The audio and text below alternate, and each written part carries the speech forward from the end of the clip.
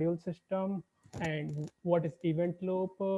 That's quite important in Node.js when we are working with. Okay, so we will talk about that. Then we will see what is npm yarn and how to create or start a very simple project without using any frameworks. Then we will talk a little of frameworks.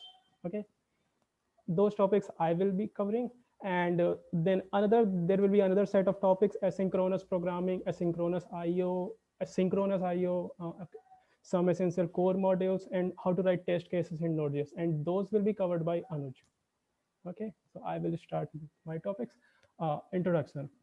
What is Node.js? Node.js is open source cross-browser runtime environment. Okay, and what does that do? So using Node.js, we are able to execute JavaScript code on the server. Before Node.js, that was not possible. JavaScript used to only run in the browsers. Okay, so but after Node.js, we are able to execute it on the server also outside the browser. Okay, and what do we do with Node.js? We will build backend services, and applications built through Node.js are highly scalable, data intensive, real-time apps, and not for Node.js is not good for CPU intensive applications. Data intensive means if your app has lots of uh, fetch from the fetch from a network or DB queries, or talking to other services which are asynchronous or which take time, not because of not because of CPU calculation, but for some other reason, because it is talking to another third service. So that's data intensive, lots of IO. The same thing happens when you create a real-time application, because there are lots of IO operations, reading from or writing from file system or database, not file system exactly, DB or API calls. Okay, we have those in real time. So Node.js is a perfect solution for these apps. But for CPU intensive apps, it is not a great choice. So CPU intensive apps are like image processing, because image processing are difficult, and CPU needs to do a lots of calculation. So the image processing and other types of like maybe some heavy CPU intensive algorithms you want to run. Okay, so Node.js is not good there. Why? We will talk about that later. We will see it why. Okay, so why Node.js is good? Why should we learn? Because we have other technologies also: Java, ASP.NET, Ruby, and lots of other backend technologies. We can do the same job. But why Node.js? Because um, using Node.js, so in any project, when what we observe, we end up with fewer lines. Fewer lines means, and also fewer files. So, and of course, we need fewer developers. So that's time and money saving choice. And not only that, we have more requests, means your server can handle more requests per second. And also it gives you faster response, means in the response time is less of each request. Okay, and another second benefit is there, you can do the JavaScript everywhere. That means if you are a front-end developer already good at React, Vue, or Angular, or whatever technologies you use, you can use the same expertise at the backend side also. And certainly you will end up with better job or higher pays, right? Because you will become a full stack developer. So JavaScript everywhere, that concept is great. And also we have more benefits, like if you are writing your front end and back end in the same code, so most probably you will end up with a clean code, and your code will be consistent, because you will follow same practices, like same function naming conventions, same variable naming conventions at the back end as well, right? Because in other, like I don't know Java, so somebody else will be working on Java in other case, when okay, so the practice, the code style will be different. But if you are using JavaScript everywhere, yeah, your code will look clean.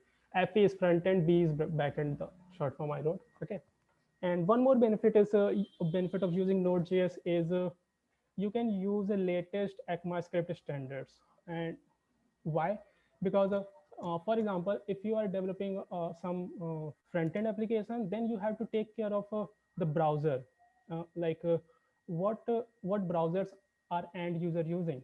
If they are on old, like if you want to support Internet Explorer or old browser, you cannot use latest ECMAScript ECMAScript standards, because those are not supported there.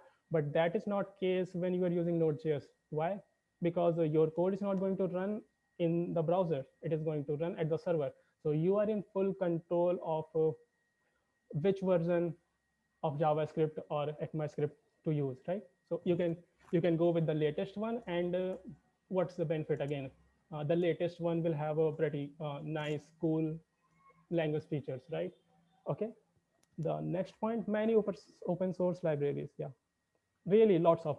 If you go through npm.js, you will find lots of libraries. Okay. And another unique point Node.js brings, that is and that's the reason Node.js was built, asynchronous IO. What that is okay. Node.js was built in 2009. So in those days, there were other frameworks or technologies like ASP.NET, Ruby, and at that in those days, when you write a backend application using those technologies, the request and response was not asynchronous. Means right out of the box, they were not as they were not asynchronous. They were synchronous by default. But that's why Node.js came in was built. So Node.js provides you asynchronous IO right out of the box. You don't have to write any special code to make it asynchronous. But in other technologies, those days, if you wanted asynchronous IO, you will have to write some code. Okay. Otherwise, by default, they were synchronous. Okay. So that's the concept. But what is asynchronous IO? I will give you a very small example because Anuj is going to talk more on this. So what is asynchronous IO? I will give you an example. Uh, let's say you go to a restaurant, and you you call waiter, and waiter comes, takes your order, and goes to the kitchen, and gives your order to the kitchen. But instead of now instead of going to another customer, he waits in the kitchen until your food is ready. And when your food is ready, he comes back to you with the food. So the waiter was blocked with one customer, right? So this is synchronous IO. So just change the roles, like each request is coming, and yes, JavaScript is single threaded, so you don't have multi threads in JavaScript. And JavaScript is single threaded. So it may sound like a negative point, but it is a positive point, because you don't have to deal with complexity of multi-threading, because that's difficult. And lots of bugs hide there if you do that, right? So in a asynchronous yeah. Ajit, one thing I think some Samrat, Samarth has is facing some problem in audio.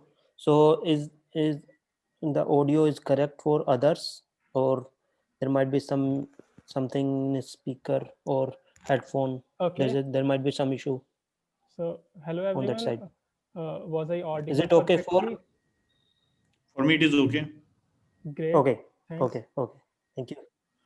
Yeah, Summer, you sir? can continue, Ajit. I think Okay. yeah.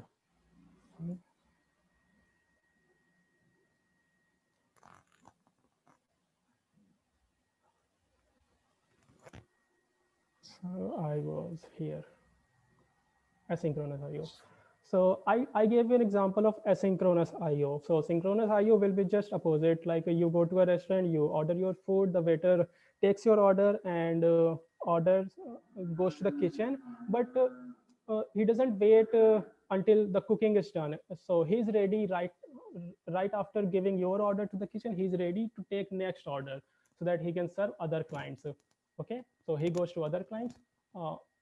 And when your order is ready, there will be a callback, let's say, and the same thread or the same waiter will take your order from the kitchen and deliver to you. So So that's a asynchronous model.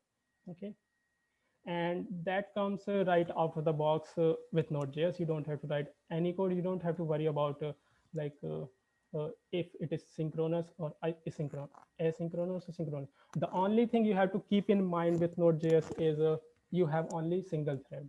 So do not block that. And by what I mean by do not block your single thread means don't do CPU intensive work. Okay, we will see very simple example of synchronous or blocking jobs. Okay, we will see. And yeah, so we talked about how good is Node.js. Now who uses it? Lots of big companies, GoDaddy, Groupon. Yeah, so it's really great. Okay, okay, now yeah, let's clear some doubts we might be having, like what is browser, what is Node.js, and what's the difference. So in browser we have a each browser has its a JS engine. So like Chrome has V8, Firefox has a SpiderMonkey, and Mac OS Safari has WebKit. So there are various JS engine. Okay, so browser has a JS engine and plus browser code. What is browser code? That's why it is a browser. Otherwise, pure JS engine you can't make a browser. So like a document, window object, those are not in the JS engine. They are in the browser code. Okay, uh, the similarly for Node.js, we have a JS engine, and in Node.js, not the JS engine, I wrote a very general term, rather it should be V8 engine, because Node.js uses a Chrome's V8 engine. Okay, and Chrome was okay, you already know how good Chrome is. Fine, so I don't need to explain how good Node.js would be. So Node.js uses V8 engine plus a Node.js code that is written in C and C++. So okay, so what just like a document and window object are not in JS engine because they are a part of browser code. In same way, there is a set of code that is not available in JS engine, but that comes with Node.js code. Okay, fine. And what is JavaScript? It is just a programming language. That's fine. No, what is Node.js? Node.js is not a programming language, and neither it is not a framework. It is a runtime. And what is runtime? Again, from the second point, you can see what is a runtime. Pure JS engine would not be a runtime. Pure JS engine plus some code to make to extend the capabilities, right? That becomes a runtime. Okay, what is Express and Nest? They are Node.js framework. Uh, yes, Express is quite popular, so that's fine. We will see. Okay, so the next point comes how to install Node.js, because until you install it, you cannot work with it. Directly go to official documentation. Don't go right now. Okay, so go to official documentation of Node.js, and you can download the latest versions. The left one is the LTS, long-term support. If you like the latest technologies, latest APIs, go with the current one. That might be little unstable, but very unlikely. Okay, so the fine. Right now it is showing me instruction for Linux because I'm on a Linux machine. When you open the same page, that's fine. Okay, so their installation is pretty easy. You will find in the official documentation for Ubuntu, you can use the curl to download the set of files, the right version, and then do sudo apt-get install. You will have the Node.js. Similarly, for Windows, it is the simplest one is to download the package installer from this button and download it, install it. Okay, so that was the installation. And to check if you have it, and right after you have installed, the Node program will be available to you in your command line. Okay, so I have this command line. To check it, just do node -v. It will tell you the Node version. And again, when Node.js came into the world, after few years, npm came. Okay, and npm, what is npm? Npm is Node Package Manager, and npm became the standard package manager. We will talk more about npm. So I'm only trying to tell you, when you install Node, npm comes by default. So I have, sorry, I have Node with me. So when I installed Node, it gave me npm also. So those are versions I can see. So okay, that's fine. So I have Node.js. I will close this. Fine. So installation was simple.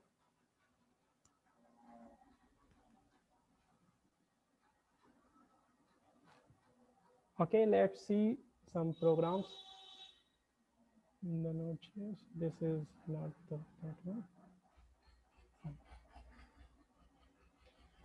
Okay, uh, this file hello world.js. I hope it is visible properly, right, everyone? Okay, so there is only one line in this code, console log hello world, and yes, that's basically a Node.js program, and it will print hello world, a simple line. Okay, when I was talking about the in the introduction, I was saying less lines, less files, less developers. So yes, you can see only one line is needed to make a Node.js program. Okay, not even a function. I mean, yeah, that's great. Only one line. So and how to run this program? Create a JavaScript file, the .js file, and I just wrote console log. So yeah, this was hello, hello, hello world. Okay.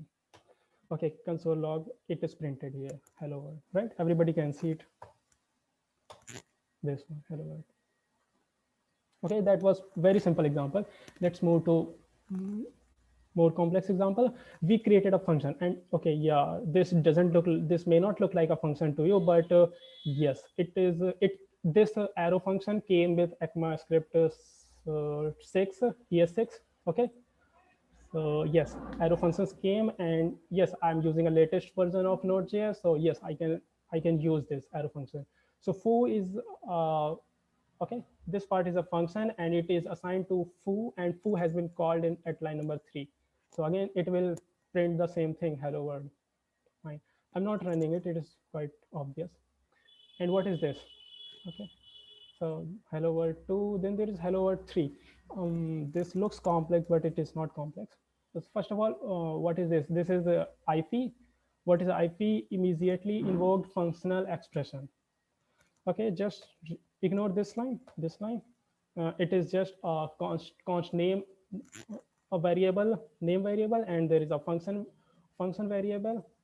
Again, the same. It will print hello. Okay, one more new thing.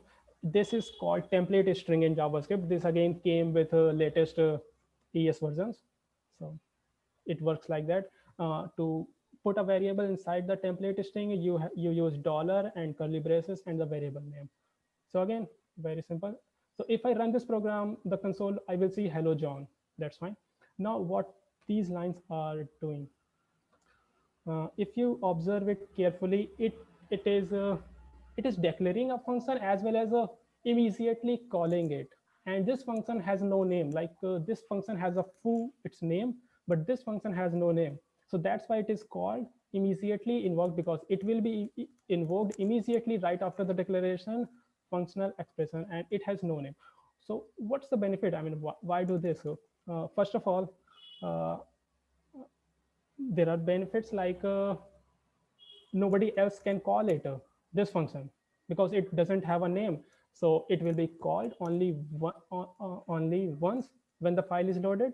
Okay, nobody can call it, and also it doesn't pollute your global scope, global namespace variable. What does that mean? Because in JavaScript, each function has its own scope, right? So I can create a multiple. So if I do like this, so name becomes a global variable in this file, right? And if I want to do this again, there will be a problem. My compiler will, first of all, there is a duplicate name, and yeah, lots of problem here. If I do this 2 times, because also there is one more problem. This is a const keyword. Okay, const keyword. Const means your variable is constant. You cannot change it, but we are changing it. So we we can see the problems here if we do like this. But I can copy and paste this whole function 2 times without any problem, because the name is scoped inside that function. So nothing great, no need to worry even if you don't get it.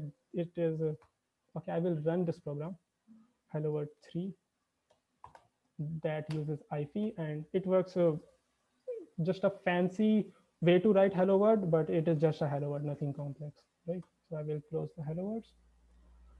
Fine, I have more examples of hello words. Let's see a little more complex example. Okay, so those programs of hello world, they were basically printing hello world. Now what this program, yeah, is Uh, anybody?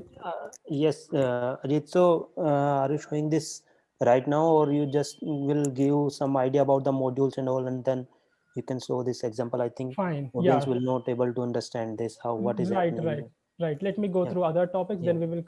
yes. Fine, ignore this example right now. Yeah. So, we are done with hello world demo. Okay, this is another important topic, Node.js module system. Okay, so first of all, let's see what is module. Module is nothing but a sub program, a small program, and mostly they are packages, and as a unit means they do a simple task, right? Like maybe I can create a logger module. It will just do one task of logging. So that's module.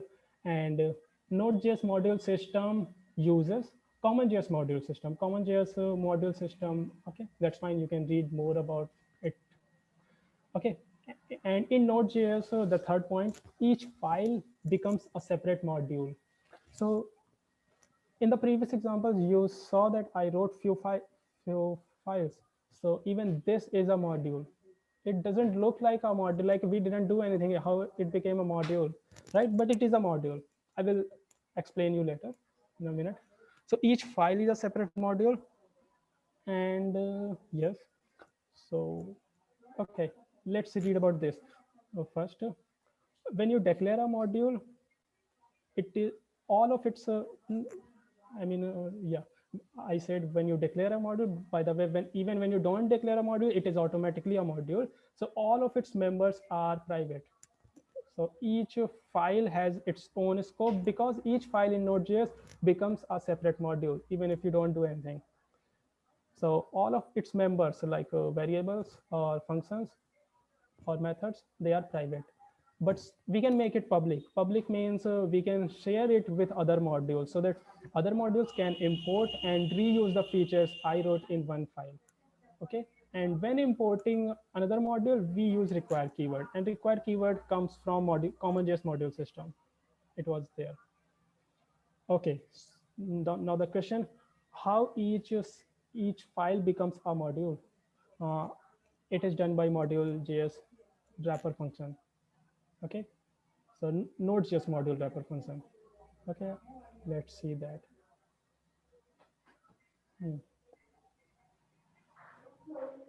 Fine. Uh, okay, so right now, what do we have? We are making a const variable foo and assigning it an anonymous arrow function that prints console log hi there. And we wrote something, some keywords, module exports equals foo. What? Okay, fine. So you can think these are special keywords available to you in Node.js, and these keywords are not in V8 engine. So yes, those are a part of Node.js system, C++ code. Okay, so module, those are special keywords, not global. We will see it later. Why not global? Why special? Module.export. So this is a way to export something, because export something from a module, and we know that this file, each file is a module. This alice.js is a module, and we have exported its foo function. Okay, again, you might be unfamiliar with this one, but it is again latest JS version. It is equivalent to this one, foo and foo. In fact, this is a new object name, so I can name it anything, but this must be name one of thing defined there. So this is a short syntax in JS. comes with latest standards. Just foo. It will assume it foo as foo. That's fine. So module export. So alice.js exports one function. Let's say I have another thing here, bar. Now look at this module. This bar is a private member, but foo becomes a public member because we exported it. Fine. Let's look at the bob.js. Okay, fine. If you want to run this program, if you just run this program, nothing will happen because yeah, we are just declaring definition, and we are not calling anything. So right now it will not do anything. But if I uncomment this foo call and I run this program, there will be a log, hello, hi there. Let's not see that. This is very simple. Okay, let's see what is happening in the bob.js.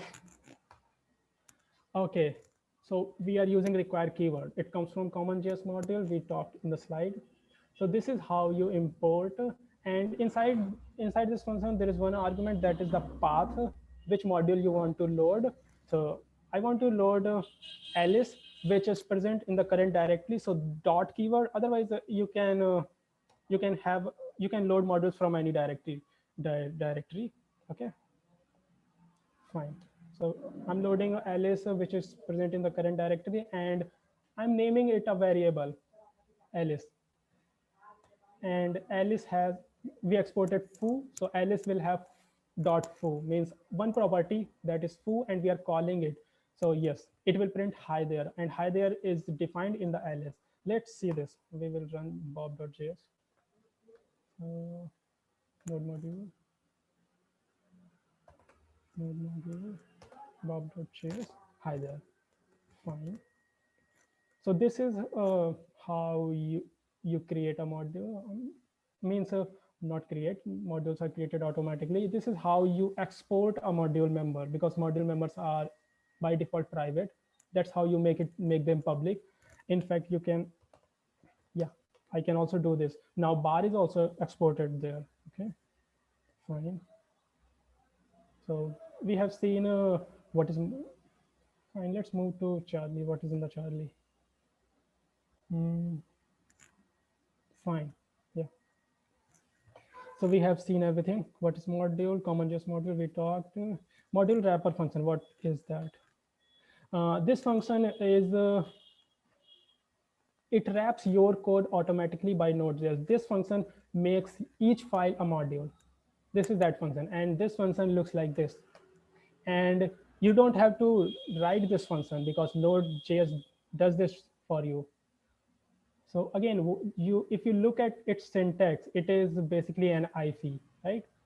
And this function gives you export special keywords. Exports require module __ file name __ dir name, right?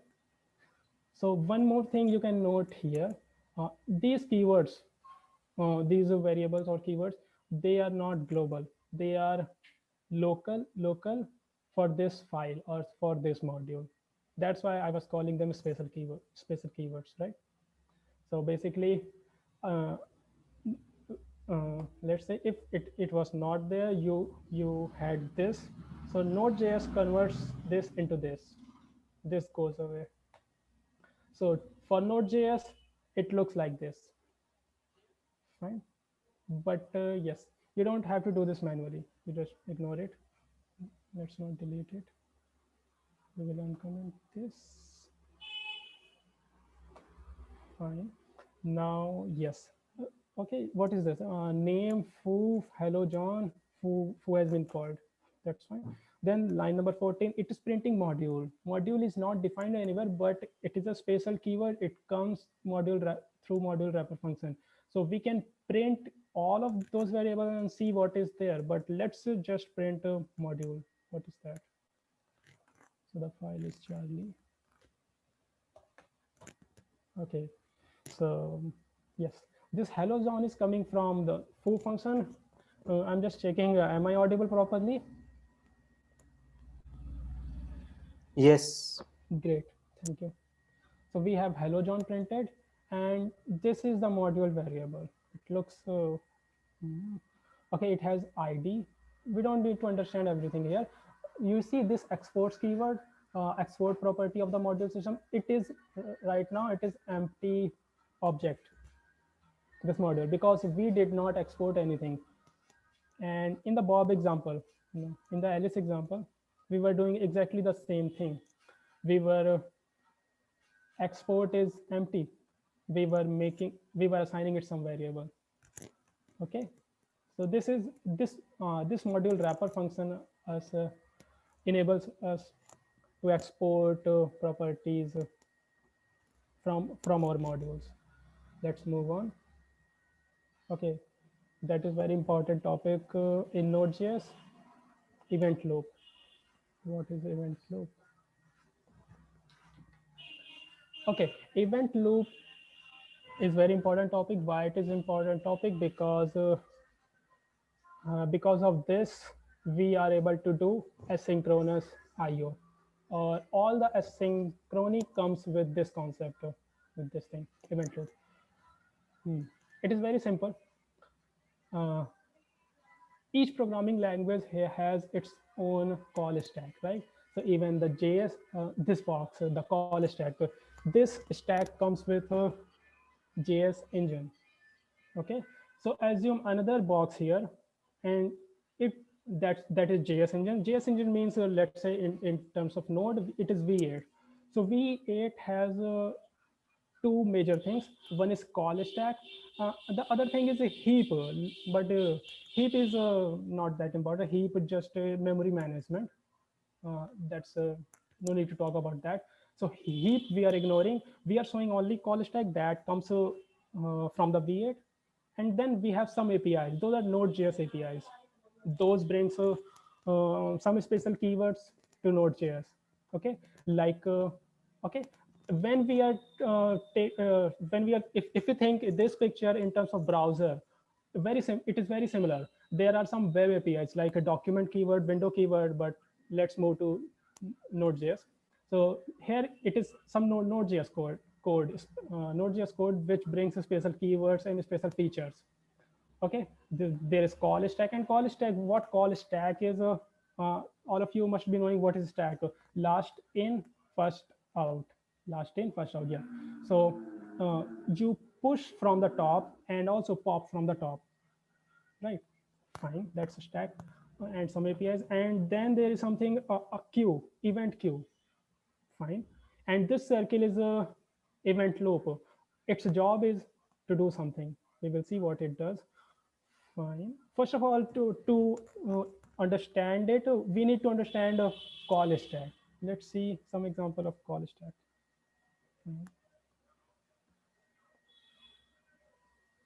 Event loop. Too many things. Fine. Look at this code. Line number 4, we have bars. Then we have line number 6, we have bar. And at line number 11, we have another function with that's foo. And at line number 16, we are calling foo. So let's see.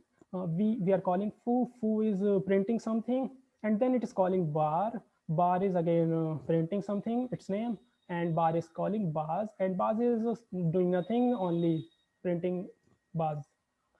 So how the stack, call stack would look like in case of this? First of all, if we run this program, very easy to guess what will be the output.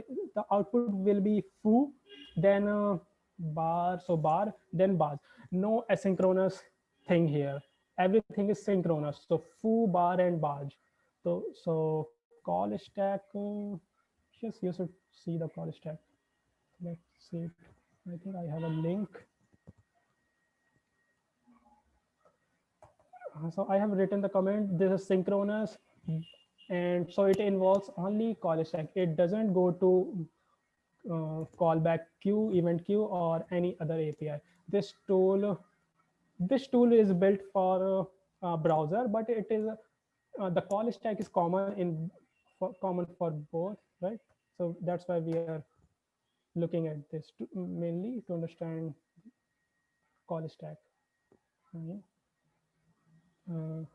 Give me, let it complete, then we will understand. This tool will help you visualize the call stack. Okay. So the same code, there is a bars, which will print bars. Fine. If I hit click me button, then we will see the call stack, how it goes. There is a foo, then console log foo goes, the bar comes, bar console bar, then bars, console log bars, then everything is cleared from the stack. So you saw what happened. There were many push from the top, and then the last in first out in that order, the call stack disappeared. Nothing came to this queue. Okay, fine. Ignore these things because to make this tool run, those things are there, but that's not important. We were looking at the call stack. So I hope call stack is clear. Okay. Very simple example. Everything foo, bar, and bars, they went into the call stack, and last in the order last in first out, they popped from the call stack. Fine, nothing special. What about this one? We have a, oh, there's a problem. We defined foo, we called foo, foo calls foo again. So what is this? This looks something. Let's see what happens. Event loop.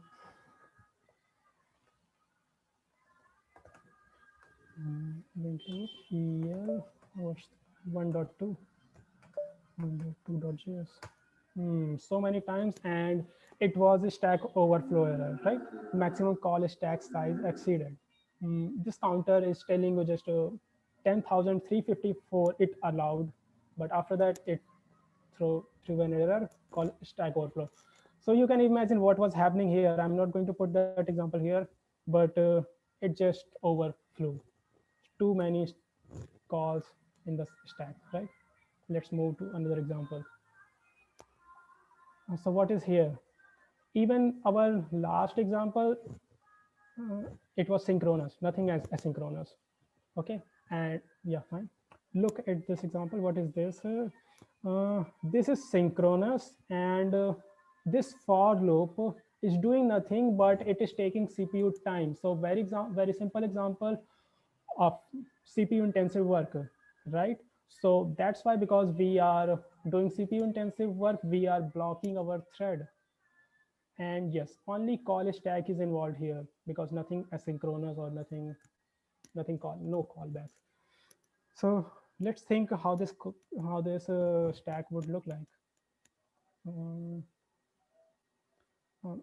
We don't have to worry about a stack here because a stack would be similar. But the thing is to notice here is a CPU intensive work. So EL1.3, let's run it. What happens? So foo started, fine. Okay, it is taking so much time because of that for loop. That's a fake CPU intensive work, fine. Okay, then came bar. Okay. So foo started, then this for loop, and then bar. Okay, bar was printed, then again for loop, then bars was printed, then again for loop, fine. Even, okay, after that foo ended. So call stack was normal, no asynchronous call, only CPU intensive work. And so we saw blocking behavior right now. So just assume if this code was running at the UI, your thread, because JavaScript is a single threaded programming language, so your UI thread will be blocked. So nothing will be rendered, it will stop. So what will happen at the browser? You won't be able to click anywhere, right? That mostly happens when you do something like that. That's why it is not recommended to do CPU intensive work in your JavaScript, because it has a single thread, it will be blocked. Like we saw here, it was so slow. Fine. Let's move to another example. Okay, this is our first example of asynchronous. Because it is asynchronous, so it is non-blocking. And now we will have callback queue in picture, and we can fully see event loop. So line number 3, console log high. Then there is set timeout. Timeout. This is in milliseconds. So this function, the inner function, will be executed after 1000 millisecond, means 1 second. Then there will be console log hello. So if you run this program, what do you expect? There will be hi, then there will be hello, and after 1 second or more than 1 second, we will talk about that also. Then there will be there.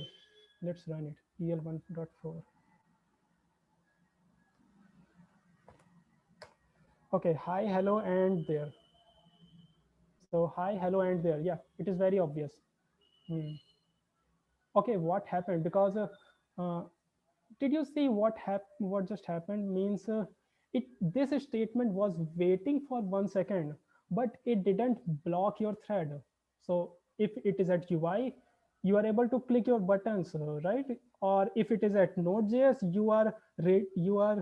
your thread is available, so that available to take next request. So that's a good example. Means we didn't block the thread, but we took time. After 1 second, it magically came there, but it didn't block this thread. So let's see this example, how it happened. Because this is the first time callback and event loop came into picture. Let's visualize this here. Okay, I need one more page table. Right. I'm converting this code in plain.js, and yes, this Babel converts your latest style JavaScript code in old style JavaScript code. So this is what I'm doing. I just copied it here, and I'm going to write it here so that we can see what is happening. I'm removing bar and everything from here. I pasted my code. This is my code, right? Hi, hello, and there. Fine. Let's run it. Ignore these things. No need to worry.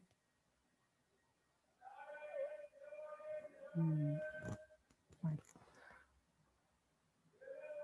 Now we can click on this button, and we will see what is going to happen. So let's see. If I click, if I hit this button, code will run from here. There will be a console log on the callback queue. Okay. Oh, no, not queue, stack. So the first entry on the stack would be console log. Then console log will go away. Console log will be pushed, it will be popped, and then set timeout will be pushed, and it will be popped.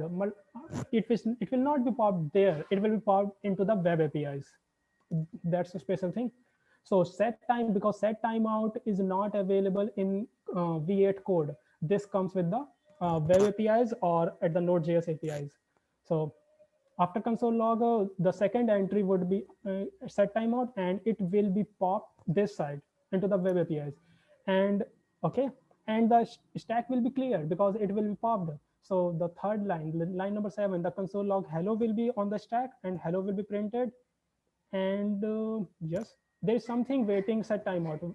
It will be waiting here, and after 1 second, this will push the callback to this queue and event loop. This loop is going to check call stack and queue. If it finds call stack is clear and callback queue has something, it will pick the first item from this queue and push it on the stack. Let's see it. Okay, first console log, then set timeout. Set timeout came here, and it, yeah. Was it clear? Let's do it one more time. So first there will be hi, hello, and then finally there will be there. Hi, hello, and there. Let's see it. Not now, when it is stopped. Fine. Clicking. Okay. Hi is there. hello, hi, hello, and there. Yeah. So, so what happened? This there disappeared from the call stack. That's why it became non-blocking, because it was handled by this Node.js APIs and callbacks, and it was event loop's job to check this queue and stack. When stack is empty, when it is doing nothing, it will take the first item from callback and push it in the stack. That's how it is working.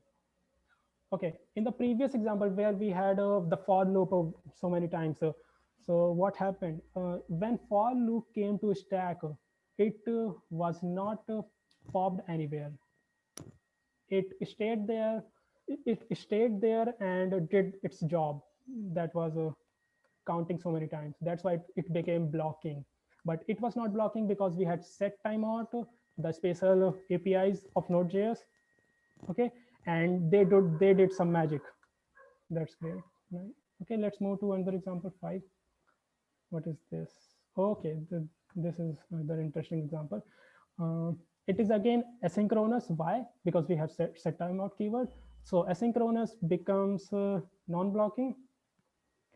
Okay, if it is non-blocking, callback queue will be in picture and event loop will do its job, will come into picture. So yeah, this will print hi, and okay, we have some doubt here. It will print there or hello, because it is a 0 time. 0 millisecond is no time, or even if I can delete it, it will mean the same thing. But yeah, we don't know what will happen until we run this code, right? So EL15, let's run it. EL15, because we have doubt which one will come first, hello or there. It is 0 time. So maybe you can guess it.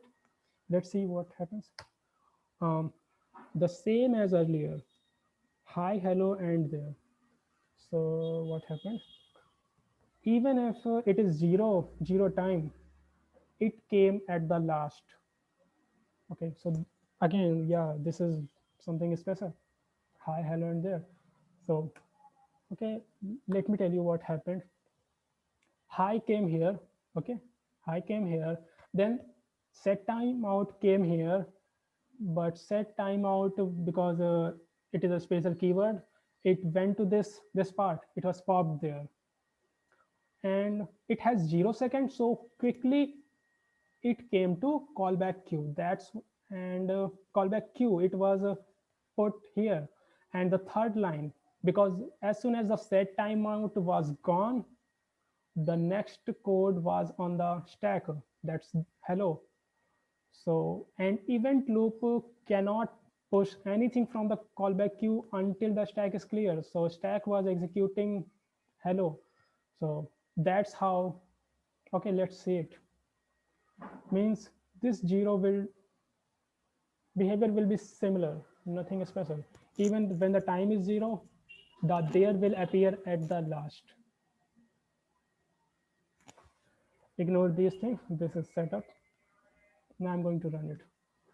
So hi, then there will be hello, and no, first hi, then hello will be printed, and there will come to the stack through this queue. That's why it is at the last. Hi, hello, and there is coming from this callback queue. We saw it, anonymous function that was there. Okay, so basically what what we can achieve with this. So this means by doing this 0 second, we can defer any function or any code. We can defer it, and if you okay, fine. And by defer we mean it will be deferred until the call stack is clear. Let's say we had many lines here like this. So there will appear at the last, because all of these hellos will go to stack before there. I hope it is very clear. Let's run it. You see, they are appeared at the last. Why? Because these method calls or these calls occupied the stack before it this did, because that's how event loop works. It will not push anything to stack until it is clear, and it will always put the first item in the queue to the stack. But yeah, okay, fine. That would be enough, I think. We can move to next example. This is nothing. This is same as old one. This is also same as old one. I think it is now. It is pretty much clear. No need to see these examples. These make confuse you. I mean, unnecessary, not needed. Fine. So we saw event loop. So yeah, stack. So synchronous method calls or all the method calls are pushed onto the stack, and when there is something like a fetch request or timeout or promise, they will be popped to the some special APIs code, and the callbacks will be pushed in the queue, and the event loop will check if the call stack is clear only, then it will take the items from queue to the and push to the stack. Okay, that's the event loop. Okay, I will tell one more small thing, like to make the code asynchronous, we have set timeout. In the same way, in the JavaScript we have promises, and promises are special. um, I guess, Ajit, I guess you I will cover can the cover. promise. Yeah, Yes. fine, great. Okay, that was the event loop. Okay, we move forward. What is npm? What is yarn? There is okay, npm. uh, npm came with as I already told you, npm came with came after a few years, node.js came into this world. So it is a default package manager of node.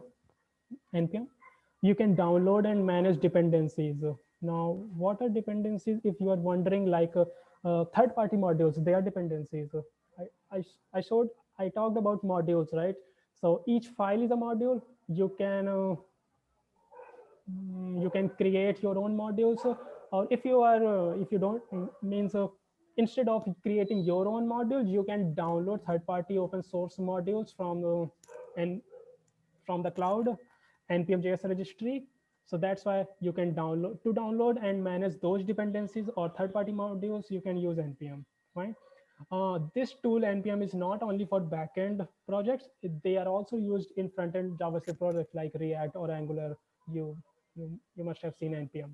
What is yarn? Yarn is a simple alternative to npm. Its name is yet another resource navigator, people call it. And yeah, npm came after a few years. Node.js came, and yarn was developed by Facebook. Why? To fix performance and security concerns of npm at that time. Now both are improved. Both have improved. But yarn is cool. Yarn gives you some extra commands which are not available in npm, like these two commands: yarn licenses list, yarn y package name. I will tell you what these two commands are. Actually, Yarn and npm like Gradle and Maven in Java. Yes. So people coming from Java, they can uh, think those things like those dependency builders like Yes. Gradle and Maven. Yes, correct. Yeah. Yeah. Fine. So I'm just going to show you these two special commands that come from the yarn. Okay, I'm doing ls minus ls1. So we have source directory. Fine, let's do this. Yarn license. What is the spelling? And list. Yeah. Okay. So what this command does? This command will check your directory source code for dependencies. What dependencies you are using and what their licenses are. Right. So to check all the licenses of your dependency, you don't have to do anything extra. I remember in my earlier projects, I used to do npm, and there is a third-party module I used to for the same work to generate the license of all my dependencies. I used a third-party module, but that's not the case when you are using Yarn. You can see all the licenses of your third-party modules. Okay, there is one more great feature, Yarn Y. Let me put on Lodash. Oh, okay, so it is a question to Yarn. Why am I using Lodash? What is Lodash? Lodash is a third-party module. I haven't shown you, but that's not important. Just you can Google it and you can read about what it is. But it is a third-party module. I have installed it in my project, but I didn't show you an example. But yes, I have installed it. That's why if when I do Yarn why Lodash, so it tells me why do I have Lodash in my project. So it is telling me. Yes, initializing dependency graph, finding dependency, calculating found Lodash. Okay, so it is telling me there is an entry, this entry Lodash and the at version in my package.json. Okay, so it is telling me why do I have or where did it come from. Those two commands are not available in npm. Okay, we will move next. Sorry. Okay, how to create a simple project, Node.js project or npm project, right? Without using any framework. I already have a project in this directory, so I will move to that directory. New project. I created that directory. Okay, this directory is empty. So if you want to start a Node.js or a JavaScript project, what you most probably do npm init. But this is not required. Like to write to show you demo these files, these code, I don't have to do npm. I don't have to create a project. I can directly create files and do basic work. But when you are going to you want to create a project, you do it like this. You do npm init, and it will ask you few details. You can just select the default ones by pressing the enter. Okay, so I have a project here. I will not talk more about this because this is very simple, and maybe Anuj is going to talk more there. Okay, let's move. So, okay, let's see it. Let's see it quickly. So when you do npm init, one package.json file is created, right? And it tells you all those details like name, version, description. These comes automatically, but this list is empty. You see the Lodash and dev dependencies. This will be empty when you have done npm init, because you just started. And how to add dependencies, when you will add dependencies using the npm command, this list will be populated. Let's say I created a new project, I created few JavaScript files there, like I'm printing a hello world, but I want to use a Lodash third-party module, open source module. What Lodash does, it has lots of function, but let's say I want to do one simple example. I want to print a hello world in uppercase, and for that I want to use Lodash library. So before using, I will have to install it, right? So I can do npm I is a shortcut for install. I can do this npm Lodash, or if you want to use yarn, you can use yarn add. And when I run this command, this entry will be created automatically. That's it. In earlier version of Node, it was not entered. This entry didn't came automatically. You had to use a flag. But if you are using a latest npm version or more recent version, you just do npm I or yarn add Lodash. The third party package module entry will be added in the dependencies. So, to start a Node.js project, this is your first starting point, creating a package.json file through npm init, and then you can create JavaScript files like I did simply. This src folder is not important. This is optional. If you want to have it, you can have it, or you can not have it. You may not have it. That's okay. So we saw how to create a very simple project without using any framework. But in a real application, in real projects, if you are building a large project, you will have to use a, you may want to use frameworks. And what frameworks are there? Let's go to this site. I already have it here. Okay, that, yeah. Node.js frameworks and tools. So many frameworks. Express is very popular, and it is a very simple framework to create web servers, APIs, right? Building services. And yeah, there are lots of other frameworks you can explore at your own. Okay. Okay, that's it from my side, I think. Anuj, you can start. Thank Yes. you very much, everybody, Yeah. for listening me. Yeah. I will stop sharing.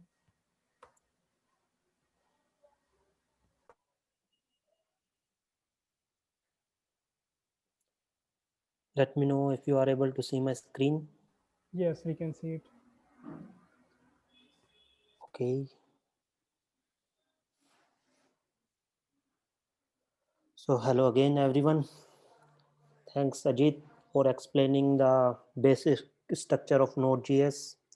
Uh, Event loop. I think event loop is the core thing of Node.js. So that is really important to understand Node.js, how Node.js works. Thanks for explaining that one as well. And Ajit has also explained the modules, basic structure, basic setup, how we can install Node.js in Mac, Ubuntu, or Windows. So with and he has also initialized a Node.js project.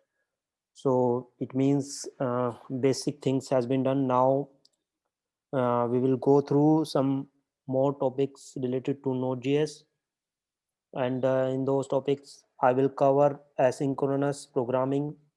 We will go through some essential core modules of Node.js, and yeah, so I will tell you how we can write test cases in Node.js, because without test case, I think any application is incomplete. So I have divided this session. It will not take more than 20 to 25 minutes.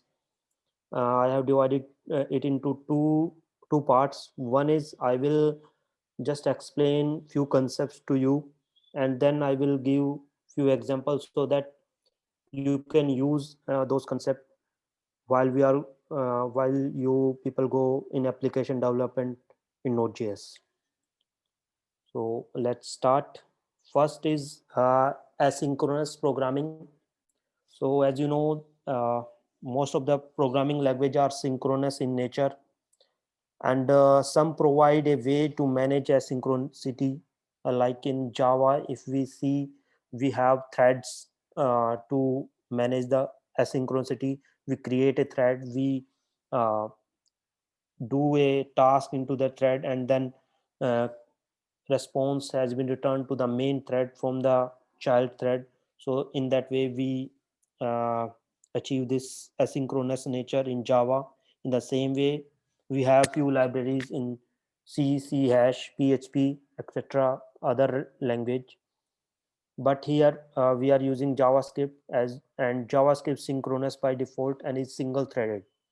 So how we can achieve this asynchronous in JavaScript, that we will see. Uh, but first, what is the need of asynchronous? Like in a real life application, real time application development, we need to call database. We need to read files. We need to write files. There might be some HTTP calls. We need to get the data from some APIs. So these things are come under the IO operations. But suppose we are doing something and we want to make some IO call, whether any operation, any I operation. So we can't wait to finish it off. What we will do, we will call that one, and we will go ahead. I mean, Node.js will go ahead and do other tasks. Once the response return from that IO device, whether it is file, whether it is DB or HTTP call, so it will give a heads up to event loop that, hey, I have come back from after doing this task. Please take care of me. So Node.js will look into that. Even event loop algorithm will look into that, and will execute the dependent task to that call. And in this way, this Node.js thing works. Yeah. So this is about the synchronous nature of JavaScript, how we can achieve asynchronous, and what is the need. So there are different ways in which we can do this asynchronous call. First is the callback. Second one is the promises, and next one is the async await. So we will go through these three one by one. So let's go to the callbacks. Uh, First of all, what is the definition of the callback? Callback is a simple function that passes a value to another function that will only be executed when the event happens. Event could be button click, API call, customize event, etc. So that is about the definition. But actually, it's a function only. So that occur on an event. That is callback. So let's see example of this callback. Just give a minute. So font size is okay. Is it visible to all?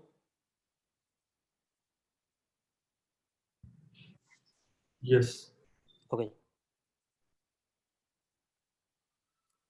So you have already seen, Ajit has already shown this example. Just is I'm just taking the reference from there only. So here you can see I have defined a function. So this is the fancy way to define a function. I mean ES6 script. So if you can see, I can.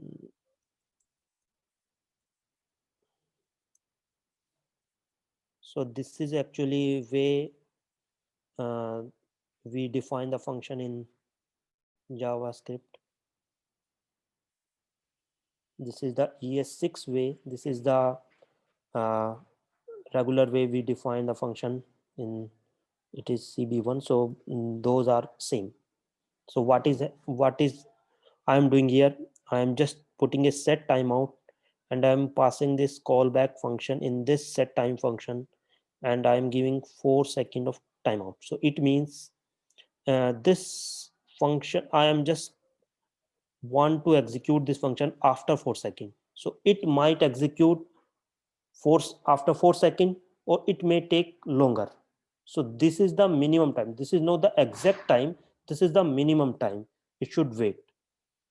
Because as event loop, it will go to the API call, and once this timeout will be passed, it will go to the event queue, and in event queue it has to wait to its number. I mean, once it has to wait to execution on its turn. I mean, whenever its turn will come, so it will be executed by call stack. So here, just if I run this example,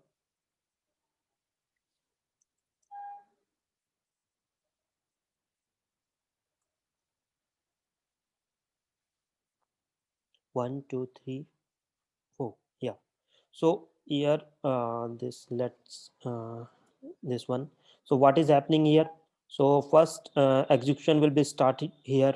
So once control will come here, so it will see this is the asynchronous call. So set timeout is making it asynchronous. This, I am just calling this simple function. It might be very much complicated. it could be anything, API call, DB call, file read, anything. But I will show you the exact API call as well, but it could be any complicated function. So control will go here and it will check, oh, it's set timeout, so it will pick it from call stack and put it into API call, and it will control will go in the next line. This will be printed first, so this will print first, and then once this timeout will be elapsed, uh, this callback will be taken from API call to event queue, and it has been executed after 4 seconds. So that is the uh, first example of callback we can use in asynchronous. I mean, in this way we can get the this asynchronicity. Let me comment this out, and so let me comment this. So here I'm as you know that require keywords, wherever you see require keyword, it means we are importing a module, non-module. So it is HTTPS module I am importing here, and for what functionality I am importing, I want to fetch a response from API. I guess most of you are aware about API, any REST API or any uh, X, ML API, any API. So I'm just calling to that API.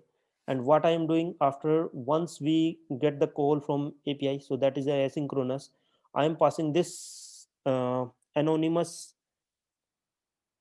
callback function. So what is doing, I'm getting the response, I'm getting the error.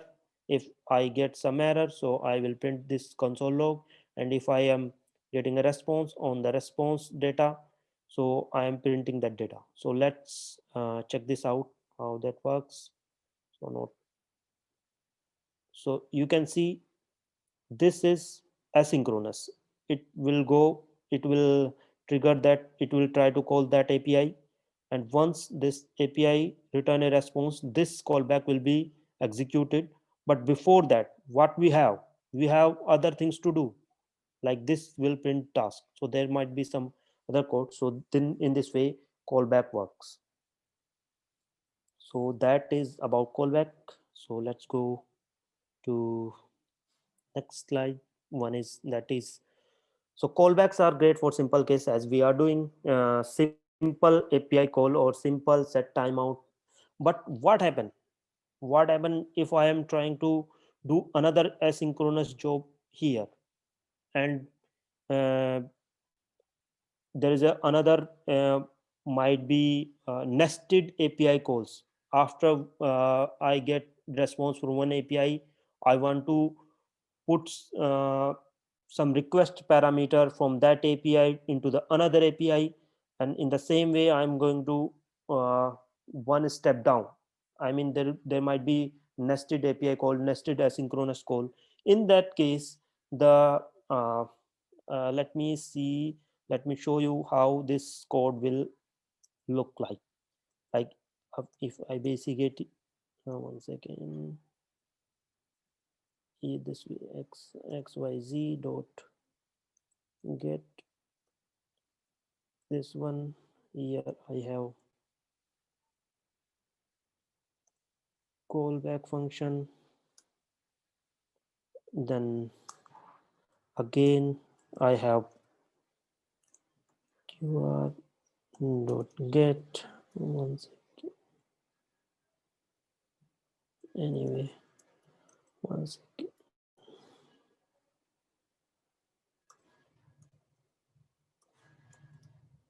So here I can see there's a one callback, that is a external one. uh, in this I have another callback, this one. In this I have another callback. So you can see there's a complexity will be increased, and it will be very difficult to understand the flow, how this is happening. So due to this, there's a one word for that, that is callback hell. So we have multiple callbacks in nested mode, so that that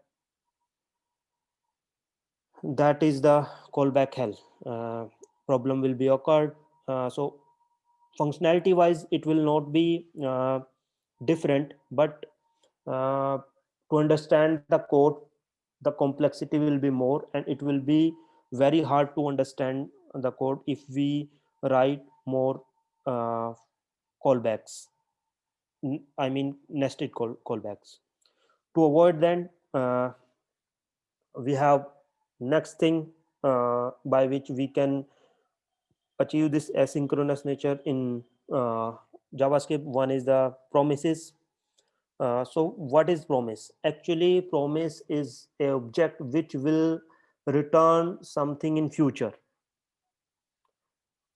or this is type of and it is implicitly available in Node.js. We don't require any import, we don't require any include anything else. Just we can create those and wrap them in a asynchronous call, and after creating we can resolve them or we can reject them. So there might be three position state of the there might be three state of the promise. One is the pending, one could be resolved, and one could be rejected. So these are simply object. So I will show you the simple example. These are this is some technical things, so you might not get it fully, but I will show you example. You will understand how these work. So that is nothing. So let me show you this the same thing. Okay, oh, where is this promise? Yeah, yeah. So let me just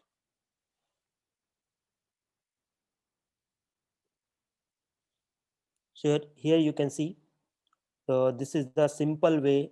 Like in callback, I have just this one. Uh, in the previous example, I'm just showing that one. There is a callback, and this will be executed after 4 seconds. Uh, so I am creating a promise. So that is the syntax of promise. So I have one is the resolve, one is the reject. What is resolve? What is reject? These are the functions which I can pass to successfully return the promise, or or might there, if I want to throw any error, so I can reject. So this is in the hand of application programmer.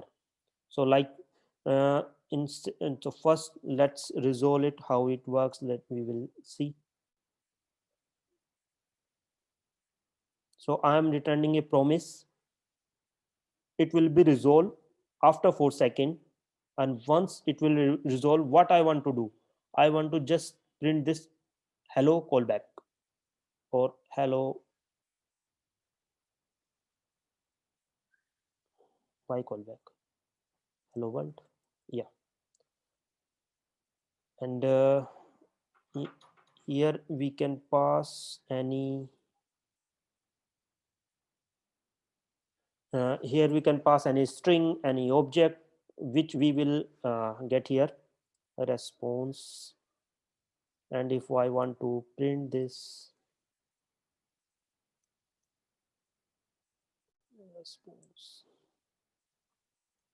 yeah, so it's now done. So once I will execute it, it will create a promise which will be resolved after 4 seconds.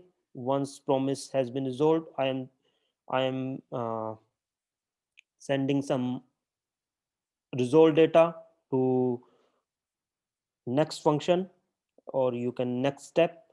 And once that I am printing this, and I am continuing here. So let's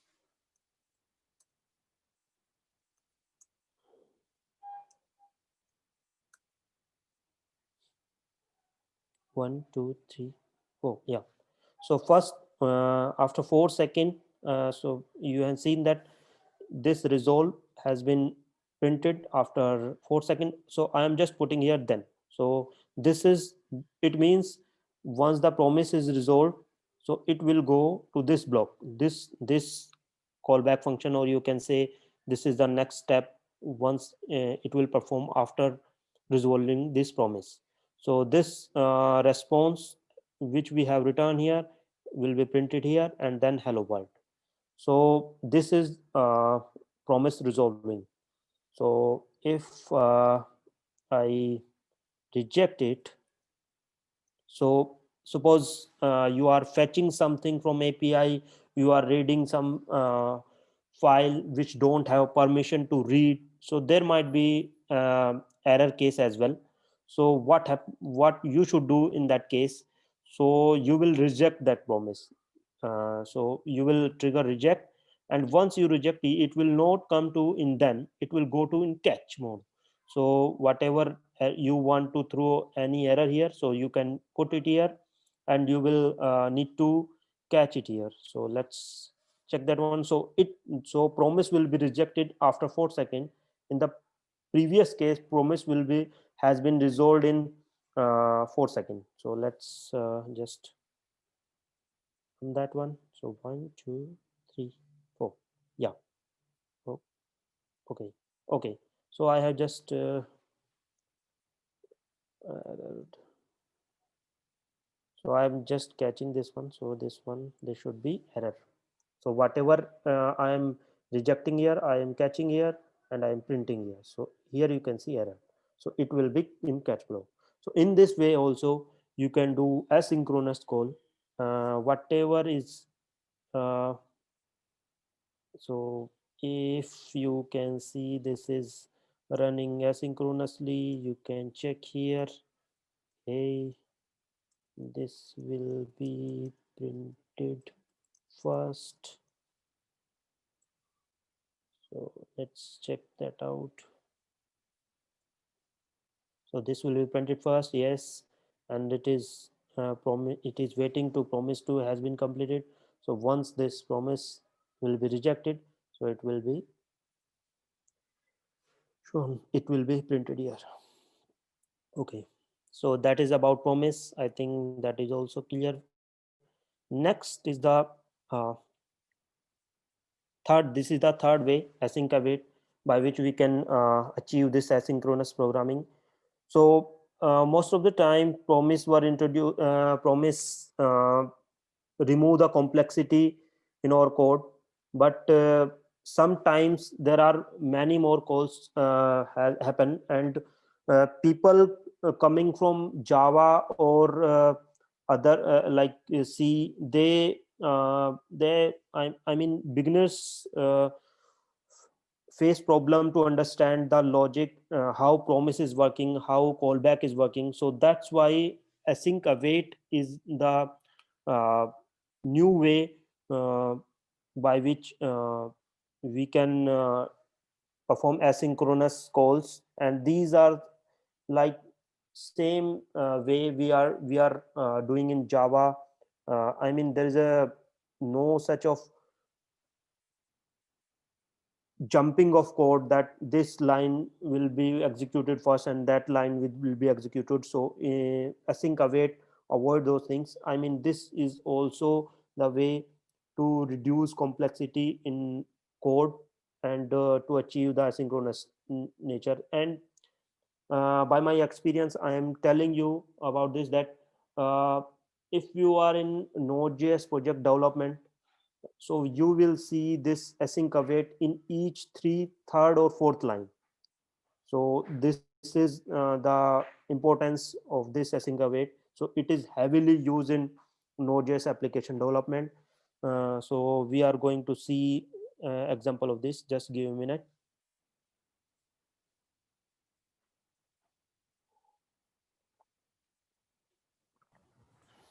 Yeah. Okay. So we will see the same example async await.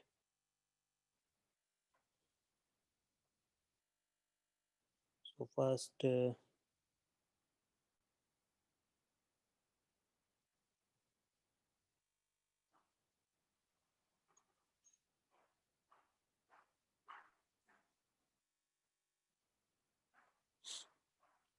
so this is same example with async await. So actually, await async is the like a keyword in this in JavaScript. So if you are putting await in any method, you need to define that method async. So if inside a function you are using this await word, you need to make this async. So here I'm using this. This is a anonymous method I'm creating. What I am doing, I am creating a promise which I am awaiting here. So it means this line will be executed once this will be finished, because I am just awaiting here. So if I do not put await here, so this line will be executed because I am not awaiting here. What I need to do, as I have shown you in promise, you need to put it result dot then. I mean, you need to here I am using this promise dot then. So in the same way, you need to put here result dot then. Only in that case this will be executed first and then this will be executed. But here I am awaiting on this, so it will execute first and then it will go to this line. So let's check this one. Node async await.js. So one two, yeah. So first it will print hello world because uh, I am passing this callback function here, and then it is resolving promise. So here you can see the three example. We are using callback, we are creating a promise, and we are using await. So all three are here. Just to show you once, that is the one example, same example we have seen. Next example is the API call. So you can see here, you if you see this line and here callback. So I am just putting this callback here. So see how is it clean. Just I am doing this and I am passing this. I'm awaiting a response. Simple. Once I will get a response, I will print it on here, and so so it is more about the simplicity. So this is the response I got from this API, and this is quite clear. I mean, it's I know that this line will be executed first, this line will be executed for next, and then this line and this line. But in callback you can see uh, here I can see this line will be executed asynchronously, and then next line last this line will be executed, and once the response will return by API, so I will need I mean event loop will trigger this callback. So this is more complex in compared to async await. So that's why most of the Node.js application right now use async await. So old application use this callback and promises, but if we are developing a new uh, Node.js application, so we generally use await and async. So this is again the same simple example. So I have this type of method, this is type of function which is async in nature, and I am doing any async operation here, might be db read, file read, or any API call. So I am just and in the next method I want to take data from this method, so I'm awaiting on that one. And as I am using await, so this method also async in nature. So I'm putting here async, and I'm calling this method here. So if I call it here, one second.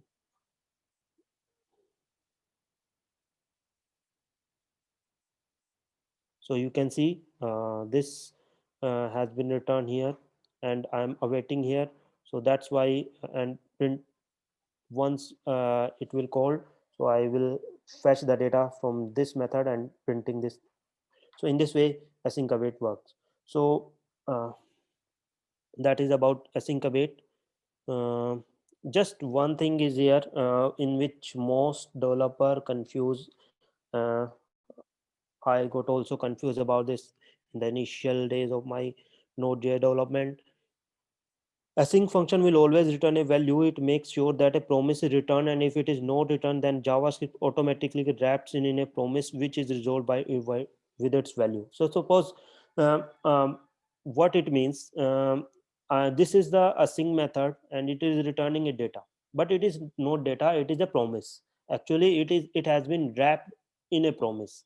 So if I say new promise, whatever syntax is here, new promise resolve, and then print, then wrap it in resolved method. So this way JavaScript Node.js is already doing that one. So how we can verify that one? So we can verify that because by this line you can say. So you know that dot we can use this dot then on promise.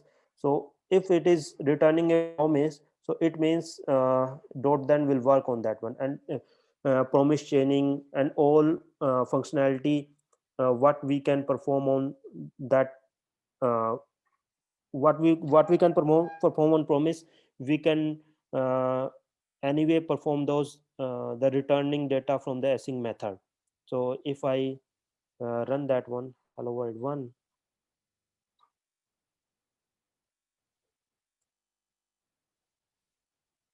So in this way we can verify that this is returning a promise, not a simple data. So most of the time developer confuse whether we need to return here it any promise, or whether we need to, so just return whatever you have. So this will be in a promise if it is async function. There's a one thing. Hello, am I audible? Yes, yes, yes, Yes, Anuj. sir. Okay, okay, okay. One second. So let's go. So this is about the asynchronous programming. So there are few I mean Ajit has already covered what are the modules. So there are few modules available in Node.js which are implicitly installed once we install Node.js. There are multiple modules. As you see, there are currently 34 core modules included in Node.js, and there are few important one. So I am going just showing you the example of those. Like one is the FS, one is the path, OS, events, and STP. So I will just quickly go to these modules. There are multiple functions. There are many functions. There are 20, 30 methods in this these modules, in each module. But I will just go you briefly on those. So like FS, the file system module. This module is used to interact with the files, with reading, writing, and all. um, and yeah, we can copy a file, we can rename a file. So there are multiple methods available to in Node.js. So I am just going to these modules briefly. So you can see. So these are internal modules. I mean, what it means. We don't require npm install with these modules. These are uh, implicitly available. So if you can see package.json, there's a no dependency type like I have done for file module. Just I'm requiring it here, so I'm just getting it here. And what I'm doing,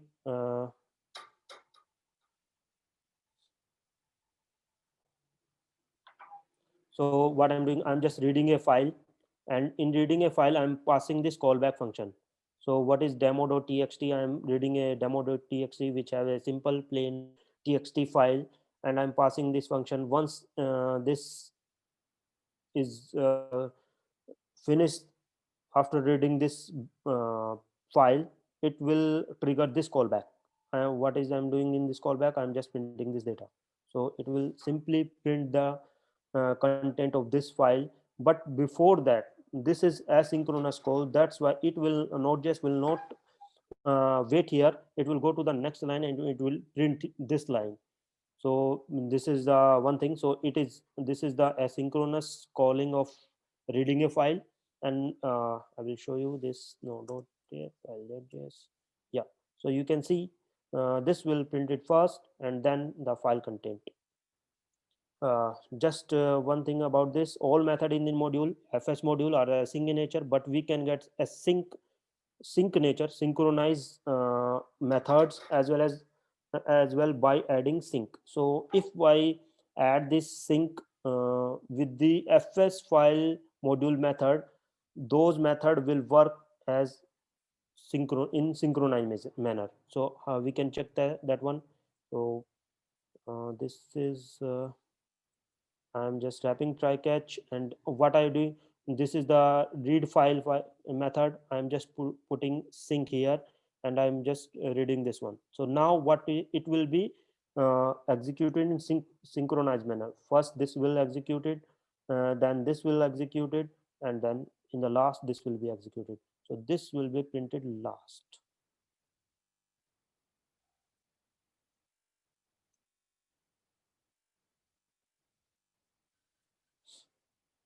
So you can see this is the file content, and this will be printed last. Okay. So next module is event module, HTTP module. So just quickly, so event module is important whenever we try to emit any event. Suppose I have a record in database, child record in database. I want to delete that one, and on delete I want to do some cleanup or some logging or some uh, API call, anything I want to call. So what I will do, I will emit, emit a event on delete, and then um, capture that event and do the things whatever I want to do. So that is the event module.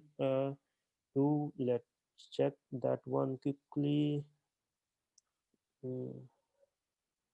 So here you can see this is the way I'm importing event emitter here. I'm creating a object of that event. What I am doing, I am just putting a event, and I am calling this callback, or you can say it is listener of this event. On this event, once this is I'm just defining, I'm not emitting anything. I'm emitting event here. So suppose I am doing one task, task one, task two, and after doing task two I am just want to delete emit a delete event. I will do it here, and then continue to doing task. So let's quickly run this events. So you can see doing task one, two, and once task two I have emitted this event, delete event. It will go to here and it will do the whatever activity we want to perform. So this will parent has been deleted, so deleting children. It will delete the children, and then it will continue its task. So next one is the HTTP module. HTTP module is again most of the uh, it is also one of the most used module. So I'm just requiring an HTTP module here. As you can see, I'm just creating a server. So that is the Node.js beauty. So you can see in these of you can see 12 lines I have created my own server. But if you in Java or in other language, you will have to import many libraries, or some there are will be little more complex code. So that's why also in backend as well Node.js is becoming more popular, because in it there might be few number of lines of code to create a server, to make a application request response application. So what I am doing, I'm just creating a server, passing a callback. I'm creating a response, and response I'm just putting a hello world data and setting some headers here, and just starting a server on 8081 port. And so this is the node http.js. So you can see this is server has been started, and if I click on here, so it will go and show you hello world. So that is the simple Node.js server program, so that we can write using HTTP. So HTTP, there are multiple methods in here. So that is the simple method I have shown you. Next, so yeah, so you have a Node.js project, you have written a code, but now you want to test your code. So there might be uh, some framework, there is a different framework which is used to test in application written in Node.js. So this is Jasmine. In earlier 2000, there was a framework for testing JavaScript application called JS Unit, but it has been upgraded, and now has been known as Jasmine. So I will just quickly show you how you can write a test cases for your code. It might be unit test case, it might be end to end, or it might be integration test cases. So you can write it down. Just 1 second. So here I have this module. So this is a simple uh, method I have written. I'm adding two numbers and exporting the that module. This is the uh, user created module. So I am exporting this one. I want to test this module. So what I have done, I have installed Jasmine. I mean npm Jasmine, and I am using this as a dev dependency here. So here it will create a, once you run a command Jasmine, it will create a folder spec here, and I have created this file Jasmine function.spec.js. So that is the uh, format how we write test cases in Node.js file. So I have required that module app, and in app I will have all the methods of this module. So I'm calling this add module value app and file6 what is expected.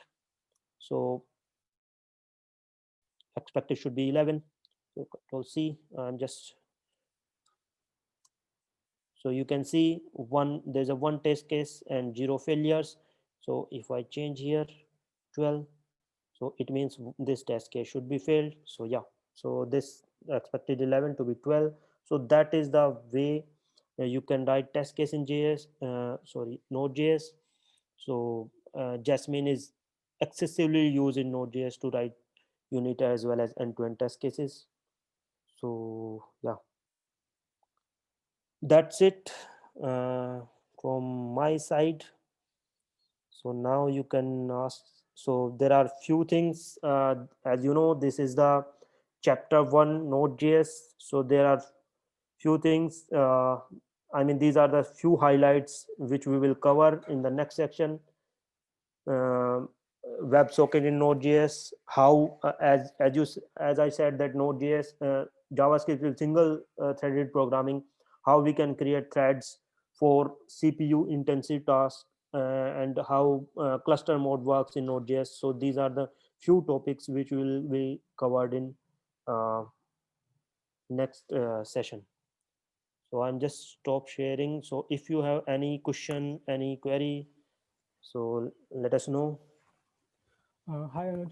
We have some questions on the chat. Let's go through that. Yes. So Radhe, I could not understand the gain of async await over promise. Yeah. So Radhe, this is all about the reducing code complexity. In promises, you need to write more lines of code, as well as if you have multiple promises in chain call, so it will increase the complexity. And async await, as I shown you, that's let me just screen share one more time. One second. So async await, yeah. So you can see here, so this is the asynchronous code. This could be any API call, db read, or so just you I'm just putting await here. But in promises, why I need to wrap it out in promise and then return it to the calling method, and then I need to put dot then on that to get the response from that API. So that's why that is the advantage of async await.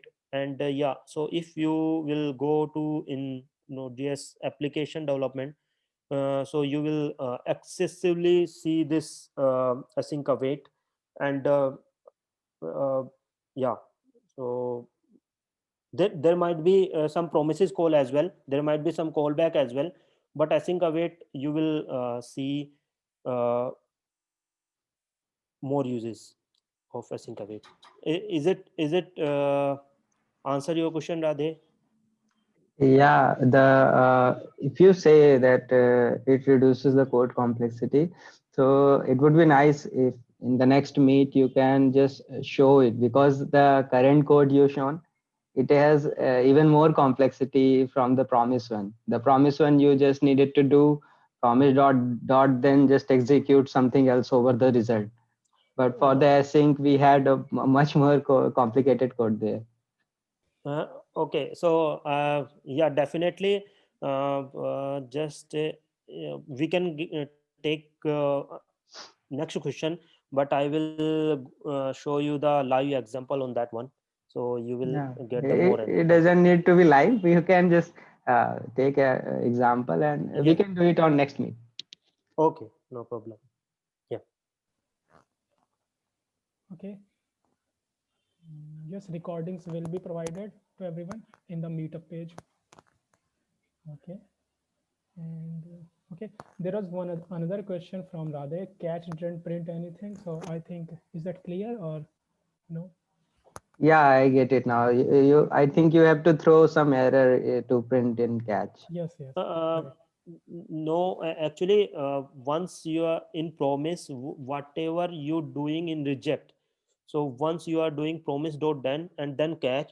So whatever you send in reject method, this will be available in catch. So if in the example I have shown you, I have just reject that one with a simple string, and I am just catching that one, catch e. So e will have the same content whatever I am sending in reject from the from the called method. Is it clear? Got. Yeah, yeah, it's clear. Okay, then there is a next question about defer. Defer has a special meaning. Okay, so first of all, defer is not a keyword in JavaScript, Node.js or browser.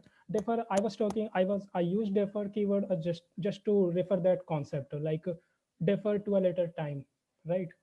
But here, I don't know how it is in Go language, but set timeout, it was defer to a time until the call stack is clear. It will wait in the queue until the stack is clear. Okay, the event loop will do that. It will maintain the call stack status and the callback queue status. So here defer is not guaranteed when it will be occurred, but it will be occurred the when event loop decides, when the call stack is clear. So defer is not a keyword in JavaScript. Okay. So if you take the same example you took, so you printed lot of console.log after that set timeout 0. Yes, So lots of times. so there it's not fixed where the time where that timeout callback will be executed, right? Okay, okay. The call out that in that set timeout, I specified zero time, right? Yes. So So maybe you are thinking that it should be printed right after, because 0 second is nothing. No, So- no, no, not right after. Okay. I mean to say you printed like 10 times console.log there. Yes. So is it always guaranteed that it will, that set timeout will execute after all those 10, or it can print in between? It will be printed only when stack is clear, and in that case my stack was clear after the last synchronous code block. So that's what I'm trying to understand. So Mhm. is it always guaranteed? So Yes, Radhe. Yes. So actually, if there are thousand of synchronous call, I mean thousand of console log, or 10,000 of console log, and you have one set timeout, might be it is 0 second. So it will be printed after that one. So because okay. event loop will be busy executing whatever you available on call stack. Yes. There was one more Okay. example I had which I didn't show. Let's assume instead of that those 10 console logs, you had a CPU intensive work there, and which runs for, let's say, 5 minutes. So your timeout, the 0 second timeout callback will be printed after 5 minutes when that CPU intensive job is over. Understood. Yeah. Yes, Thank you. yes, that, yeah. Thanks. So, okay. The next question, I think set timeout makes asynchronous, right? Because it is deferred. It goes to some APIs, then callback, and callback items will be pushed to stack when stack has capability. It So is that question has been answered, Ajit. yes, yes, yes. Okay. Okay. Then what's the next question? The magic. I think you have seen it. Radhe, there was a comment you could show the magic anyway, so I think you have seen it. The magic was about event loop because set timeout went somewhere and then suddenly the callback appeared on the So it was that HTTP server creation I was Okay. talking about. Yeah. Oh, Yeah. okay. So that's what magic I was telling. No, I didn't get it. I mean, So is there any doubt? OP. No, it Oh, wasn't a doubt. It was just OP okay. said that you cover module first and then tell about all these Oh, things. okay. So that's Okay. why I called it magic. Okay, nice. Great. Okay. Another question. It doesn't have multiple threads, so how does it handle multiple requests from the client? So, Anuj, would you like to Yes. answer it? Yes, actually, yeah, the same event loop is the reason for how multiple. You cannot say that there are multiple threads, but yeah, asynchronous nature, which we can achieve by callback or promise, or by async await. That by using that one, we it give us that much of idea that it is there are multiple threads working in parallel. But as far as JS is concerned, JS is single thread, so it will execute in it can execute one thread at one time if there's a one single processor. But event loop give us that type of scenario that multiple things are executing in parallel. So but yeah, so your question is how it handle multiple threads. There's a single thread, but by Yes. event loop it give us feel that it is work Yes. there are multiple things that are happening in parallel. The question arises from the web servers. So for example, we have a simple HTTP Apache web server, Yes, and we have this implicit node HTTP server. right. So that Apache web server has ability to respond to multiple requests at the same time. So does uh, it have the same yes. capabilities? Yes, actually, if you are developing a request, I mean request response. I mean, in if you are developing a application in which you have quick response from the server without doing so much of processing, so in that case, Node.js will work uh, faster than Apache server, because what Apache server is doing, it creates threads and it manages threads and it took time. But in Node.js there is no such type of concept of thread. It works on event loop, So if request comes, so it will trigger a callback or function for that request, and it will be ready to accept next request. Once next request comes, so it will again trigger a callback, and it will again ready to accept next request. So in this way, Node.js will perform better if you have such type of system. Until unless you don't have much processing, you want much processing in the request life cycle. Okay, So so if I understood it correct, if I have a simple web API which just returns the same number you input, let's say I just said that my API /2, and it just throws back the same number. So in this Yes. case, that Apache server might perform better Yes, because yes. there's nothing to do. Yes. Okay, got it.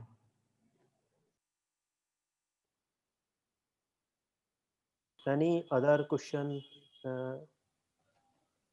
from anyone? I guess we are okay to wrap up, OP. Okay. So Okay. please provide So, your feedback yes. here or in the chat, or you can say it directly, or in the Meetup.js post, you can post the feedback, or yeah, in feedback, even if you have any suggestion, you can write topic suggestion, even that is fine. So, Yeah. so So that will help us to improve. there's one more suggestion from me. So you guys did a really good job there, having the code pre-prepared, and it would have been nicer if those code has some good names like foobar. Really confuses me when I see those in the demos. So it Okay. really confuses me. So if they have the good names, it would be really great. Okay, I get it. Yeah, foobar is quite popular, but sometimes it may be confusing because they are all pretty much similar, right? Got it. Thanks. Yeah. We will improve in the next session. Yeah. So that's it, I think, for today. Okay, Thank you then. guys Thank you for very joining. much for joining. Yeah.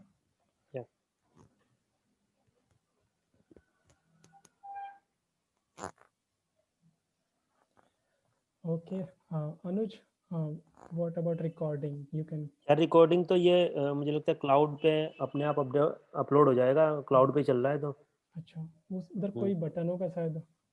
Stop कर दूंगा. हाँ, stop. या you can stop. Stop